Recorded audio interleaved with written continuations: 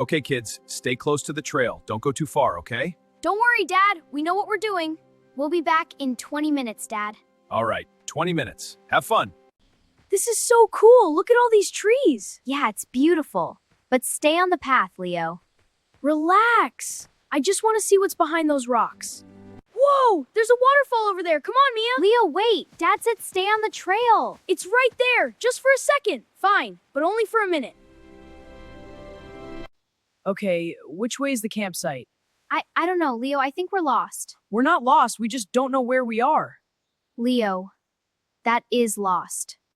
Okay, don't panic. We need to think. Maybe we can climb that big rock and look around? Good idea. Or we follow the sound of water. Water, a genius, Mia. Let's go.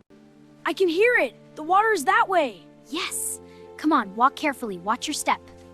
It's getting louder. We're getting closer.